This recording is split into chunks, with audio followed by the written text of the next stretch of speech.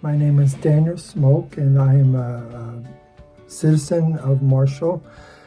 I have recently been able to market my heritage of a store, an old general store that has been put on the market to refurbish and sell.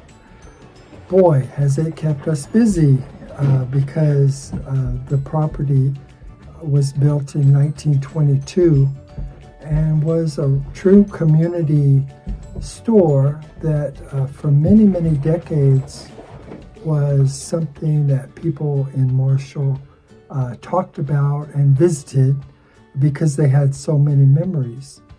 Coincidentally, the old store is on the block with the old Marshall High School, which, as most Marshallites know, became the junior high when they built the new high school. So many students went there to junior high and or to high school and have very rich memories of being in that neighborhood and getting an education in Marshall. Before it was a high school, it was a college. Yes, it was one of the oldest universities, I think in the top 3. The Texas Almanac lists it as number 3, although it was actually incorporated by Sam Houston as early as any of them.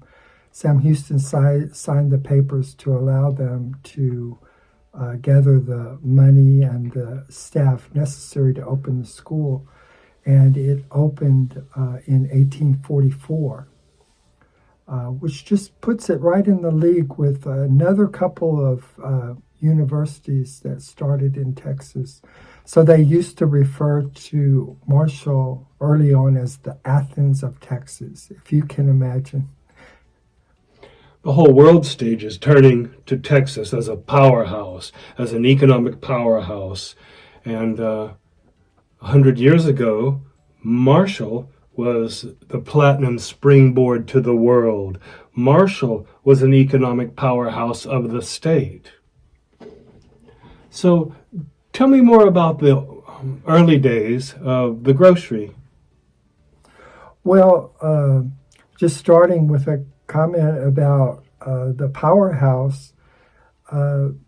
Before the Civil War, Harrison County was the most economically successful county in New Texas. The Civil War changed all that, but I think more than anything, the striking of oil in the 1920s in Gladewater changed everything as far as economics are concerned. Maybe not the populist change that we would kind of hope for, that the money would be spread out to everyone. Maybe not that, but some very, very wealthy people started Dallas and, invested in Dallas and invested in East Texas. So there was good trade in the 1920s. Someone tells a story about Weissman's store downtown Marshall. It was such a beautiful new building starting in the early 1920s, and it had a run on flapper attire. They had the latest styles from the early 1920s, and my grandmother, Muriel Abel, was one of those people that went to Weissman stores to buy the latest fashions from the 1920s. So my point is that wealth was seeping into Marshall, and in that context, with the new high school being built, the land had been donated by the university, Marshall University, in approximately 1905. There's a Ward School that was on that property. It's 13 acres, but it just had the one school until the high school was finished in the approximately 1923. So all of a sudden, we've got some new prosperity in Marshall. We've got progressivism beginning in Kilgore, was kind of a seat of very, very liberal thinking, and that was because of the oil boom. And we've got this new high school, so it was an exciting time. I would dare to say the progressive thought has migrated elsewhere. That's true, although if you go back to Kilgore, you'll see some of the buildings that were donated and the old library in Kilgore, that they're very proud of their history of progressivism. Well, there is a conservative strand here, but in a certain intransigence. I happen to notice in the grocery that nothing had been troubled inside the building since the 70s. Things were just stayed put. A lot of Marshallites would love for things to stay put. Yes, I mean, that's probably a characteristic of the community is they're not quick to the draw. They don't try to change the city quickly. But some people would say that they've averted a lot of problems that other communities have had because of that quality. But I think most locals compare themselves to Longview and say, look at all these efforts that Longview has made as far as economic development is concerned. And we seem so far behind in Marshall. But perhaps we're comparing apples and oranges. There's a lot of benefits, even being, 40 miles closer to Dallas and the growth that's coming out of Dallas.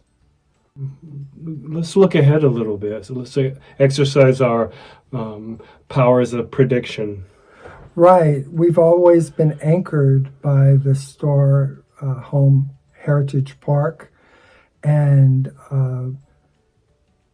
there are stories about Ann Richards being very troubled by some budget cuts that happened in Austin, and within days the money was still there to invest in the park. Well, that money has been very well spent for the western part of the city because that anchor of the Star historical home has really helped that community to sustain itself. So now it's possible for that community to thrive. We've got Newtown on one side with all the dynamism that they bring, and we've got the new downtown improvements just next on the other side. So on both sides, we've got a lot of stuff going on, and so we've got the old homes and we've got the beautiful landscaping already there, and it's been there for 150 years that the community has really taken care of itself.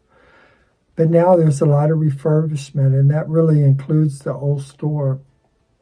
If we get this off the ground and get it refurbished, we're just going to be so happy that we waited and protected it, because we've used a lot of energy waiting and protecting, waiting for the community to be ready to grow, waiting for the city council to be ready to have the right attitude, and ready for people to believe in the community well enough to invest in it.